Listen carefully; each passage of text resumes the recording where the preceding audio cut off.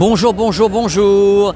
Bienvenue sur ma chaîne YouTube PP World au CES 2023 de Las Vegas. Alors comme vous avez vu avec la marque qui est affichée là-haut et ainsi que sur la miniature, dans quelques instants sur cette chaîne, vous allez avoir l'interview de Rémi d'Hisense parce qu'il y a une chose que j'ai envie de savoir. Qu'est-ce qu'il en est de cette fameuse annonce d'une Laser TV 8K? Ce serait la première fois que Hisense fait ça et je veux tout savoir sur le produit, même si j'ai ma petite idée. Donc c'est parti, accrochez-vous, ça va décoller, le stand Hisense, il y a plein de monde, ça tombe bien. C'est le CES Las Vegas comme on aime le voir, celui où il y a du monde et où ça vit. Allez, let's go. Oh là là, mais qu'est-ce que c'est beau, mais si c'est incroyable. Salut, mais salut Rémi. Salut Pépé, ravi de te rencontrer. Ben moi aussi, ravi que tu sois là. Parce que vraiment l'année dernière, tu as vu les vidéos, j'étais tout seul sur le stand Hisense. Heureusement que tu étais là. Hein. Et on a essayé de faire ce qu'on pouvait, mais cette fois-ci, tu es là, les produits sont là, et je suis super heureux. Es là également. Oh. Rémi, alors j'aimerais que tu te présentes un petit peu. Qui es-tu Rémi? Alors je suis Rémi Journet, je suis vice-président de Hisense France en charge des produits bruns. Carrément, on a tapé comme ça, et si on est là ensemble tous les deux, c'est qu'il y a un produit qui m'a fait tilt immédiatement quand j'ai vu tes annonces. C'est ce dont tu vas me parler maintenant. Alors c'est le top du top des produits qu'on développe chez Hisense. Hein, c'est ce qu'on peut faire de mieux en matière de laser télé. On va présenter aujourd'hui un laser télé en 8K. Un produit qui est donc définitif, en plus qui est prêt à la commercialisation. Un produit qui est commercialisable courant 2023. Donc le produit qu'on voit aujourd'hui est bien le produit fini. C'est un laser télé 8K qui affiche 33 millions de pixels. Donc on peut peut-être rappeler rapidement ce que c'est que du laser télé. Ouais, ça serait super cool. Donc le laser télé, c'est un vidéoprojecteur qu'on met à quelques centimètres du mur et qui va afficher une image allant jusqu'à 150 pouces, donc plus de 3 mètres de diagonale, en 4K et maintenant en 8K, avec ou sans écran fourni avec. Le laser qu'on voit ici est un laser trichroma. Donc on a 3 lasers, donc un rouge, un vert, un bleu pour une meilleure colorimétrie. On va d'ailleurs monter on va afficher jusqu'à 100% de la norme BT2020. Alors pour que les gens sachent, le BT2020, c'est une norme professionnelle, c'est un espace colorimétrique qui est rarement couvert à 100%. Là, c'est parce qu'on est avec un truc de ouf. Alors avant que tu continues, j'aimerais dire un truc quand même important, c'est que là, tu as parlé à juste titre d'une laser TV qui est à définition 8K. Mais est-ce que tu peux nous parler de la matrice qui est dessus ? Alors, ce qui a créé beaucoup de buzz au CES, c'est qu'on a mis une matrice Texas Instruments qui s'appelle DMD 0,94 pouces, c'est-à-dire le double des matrices qu'on utilisait jusqu'à présent dans nos lasers 4K. Donc voilà, mais il faut savoir à la base que la matrice n'est pas à définition 8K parce que ça n'existe pas. Il n'y a pas de matrice Texas Instruments qui est 8K. Et d'ailleurs, celle que tu présentes là, la Ultra HD 4K, elle n'est même pas en catalogue chez Texas. Voilà. Grâce à un procédé de wobulation. C'est-à-dire qu'il y a un procédé technique pour piéger la persistance rétinienne et grâce à ça, on peut afficher du 8K. Comme on peut afficher avec une matrice 1080p, on peut faire une image 4K. C'est le même principe, sauf que là, on a une matrice étonnante. Moi, je ne savais même pas qu'elle existait, celle-là, monsieur Rémi. Moi non plus. Les mecs, les vice-présidents, les journalistes, on savait rien, nous on est là. On a découvert ce produit et cette puce il y a un peu plus de 3 semaines, à l'occasion de la Coupe du Monde au Qatar. Donc on a parlé de la définition d'image, donc le produit est laser TV définition 8K. Alors tu peux me donner également la luminosité, des choses comme ça peut faire rêver les gens. Alors c'est un produit, jusqu'à présent nos laser télé 4K affichés jusqu'à 3000 lumens. Déjà? Là on va monter autour de 4000 lumens. Donc un produit extrêmement lumineux, avec un écran ALR fourni avec, donc il y a plus de 7 couches, anti-reflet, et avec également un système de lentille de Fresnel, comme dans les phares, qui va permettre d'orienter la lumière de façon égale au centre et également dans les coins. C'est ce qui est très dur à maîtriser. Ça tire dans les coins parce qu'en général avec ce type de projection, quand ça vient d'en dessous comme ça, en général il y a un spot ici et les coins ne sont pas super éclairés ou même on peut avoir un problème de focus. Et là, donc avec une lentille de Fresnel, tu peux régler ce problème, avoir une luminosité qui est uniforme en plus. Voilà.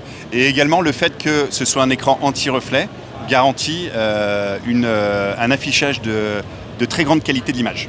D'accord. Alors, il faut quand même qu'on parle d'un truc important, toi et moi. Si tu vas voir, tu vas adorer, Rémi. Vous allez adorer. Quand je vais commencer à tester chez vous, comme chez d'autres, des lasers TV et des projecteurs qui étaient marqués 4K, j'ai bien dit à ce moment-là, attention, les matrices ne sont pas 4K, car les matrices 4K réelles chez Texas Instruments, c'est pour le cinéma professionnel et ça coûte minimum 25 000 €. Là, tu sors ton produit à combien? Et tu avais, comme toujours, mon cher Pépé, raison, puisque, a priori, on annonce son produit pour une sortie autour de 28 000 $. c'est normal. Franchement, Rémi, je sais que les gens ont fait un bond de 15 mètres pour essayer d'atteindre un peu ta taille, mais c'est tout à fait normal parce que la matrice elle-même coûte une fortune. C'est logique. Alors, il n'y a pas que ça sur ce produit, parce que ce produit est également avec une section audio importante. Alors, exactement, on embarque un système Harman Kardon 4.1.2, donc Dolby Atmos, qui a la particularité de détecter les personnes dans la pièce pour adapter le système sonore et optimiser le système sonore. Voilà, c'est un système qui existe sur certaines barres de son qu'ils ont donc mis sur le produit, vous allez voir, qui est vraiment très très beau. Ça fait que par exemple, le système va détecter si vous êtes ici sur le canapé, ici ou là, et le dialogue va suivre par exemple l'endroit où vous êtes. Vous êtes là, il va se mettre là, vous êtes là, il va se mettre là, vous allez voir, les dialogues vont pouvoir vous suivre. C'est super malin. Et c'est normal pour un produit de cette taille. Alors je tiens à dire un truc aussi important, parce que les gens doivent se dire, le 8K pourquoi? Alors tu peux répondre à la question, parce que le produit est mondial entre guillemets. Déjà, moi je pense que le laser télé peut très bien remplacer la télé à terme sur les très grande taille, c'est-à-dire les plus de 85 pouces. Pourquoi? Parce qu'il y a également un côté écologique sur le laser télé. Un laser télé va consommer 3 fois moins à taille égale qu'une télé, et également plus de 92% des matériaux qu'on utilise pour le laser télé sont recyclables. Sur une télé classique, on est autour de 70%. Ensuite, sur des très grandes tailles d'écran, donc a fortiori 100 pouces et plus, donc on va monter jusqu'à 150 pouces, c'est sûr que pour afficher une image de qualité, on va avoir besoin également d'une image d'une source de qualité, et donc le 8K va pouvoir remplir parfaitement, va répondre parfaitement à cette demande. Alors le truc important, c'est que bien sûr les gens qui nous regardent doivent se dire les sources 8K. Il faut savoir que ce produit, comme les téléviseurs 8K, si la source n'est pas 8K, c'est-à-dire du 1080p ou de l'ultra HD 4K, il y a un upscale à l'intérieur intelligent qui va vous amener ça avec une définition de 33 millions de pixels, même si la source n'est pas 8K. Parce qu'ici on est à Las Vegas. Pour les Américains, pour les Asiatiques, le 8K c'est une réalité. Pour l'Europe, pour le moment, comment dire? Donc c'est pour ça, là tu penses toi qu'en 2023, de toute façon le produit va arriver en Chine en premier? Alors, vraisemblablement, je n'ai pas encore les dates de premier lancement, mais il va sortir en Chine, c'est une évidence, parce que le produit est fini. Il va certainement arriver aux States de par l'intérêt du 8K dans ce pays-là.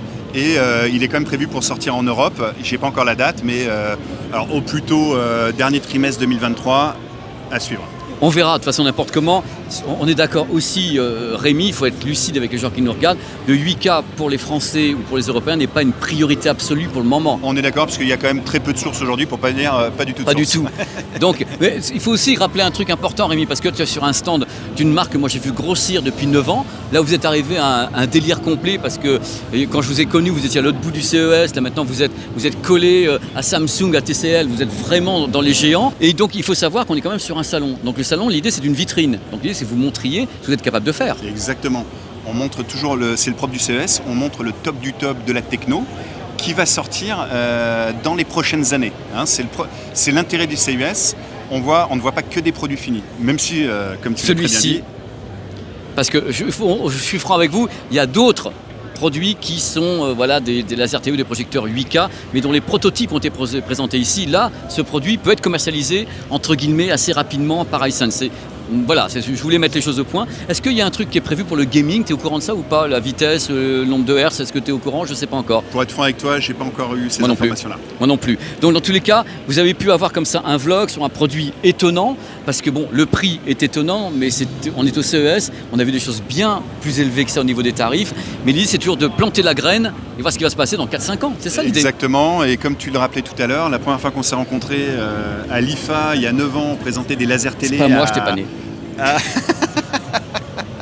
Moi j'étais très jeune et on présentait des lasers télé qui étaient à 16 000 €.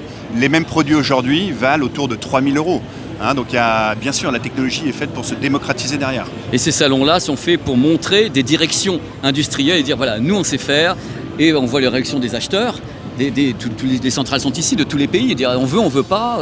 Exactement, et on voit tout de suite l'intérêt du grand public. Et aujourd'hui, il y a un basculement, c'est-à-dire que les gens se rendent compte qu'au-delà d'une certaine taille d'écran, il va falloir passer sur des solutions de type laser télé ou laser cinéma qu'on va voir après, plutôt que de toujours construire des dalles encore plus grandes. Donc je pense que le point de bascule, il est au-dessus de 85 pouces. Ah, c'est clair.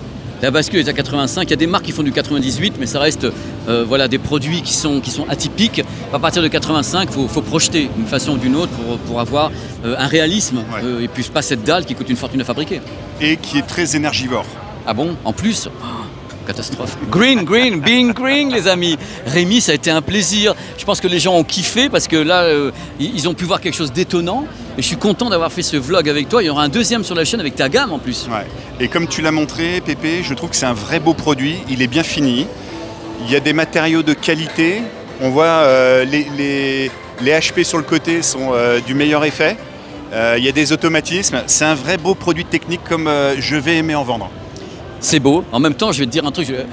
Je sais comment sont mes petits loulous. Ils me disent à 28 000 €, 28 000 $, il peut être beau. Hein, parce qu'il ne manquerait plus que vous les rater. J'en ai des moins chers, mais pas en 8K. Tu auras tout essayé dans ce vlog. Tu auras tout essayé, Rémi. C'est du délire. Voilà. Rendez-vous plus tard avec un autre vlog avec Rémi. Merci, Rémi, à nouveau. Merci. Merci, Pépé. C'était un plaisir. Franchement, top. See you. Et 28 000 $, mais de bonheur. Oh, regardez. Quand il se ferme, la sphère se referme carrément. C'est vraiment superbe. Ça, fallait y penser. Ça évite en même temps la poussière. Ça évite que quelqu'un puisse mettre les doigts sur l'optique. Donc, c'est assez fou. Moi, je trouve que le produit est très, très réussi techniquement. Bon, il est balèze, il est gros. On sent vraiment que c'est un produit qui en a dans le coffre, parce qu'il y a les sections audio, il y a tout. C'est vraiment assez étonnant. Et le design change carrément des autres produits Hisense.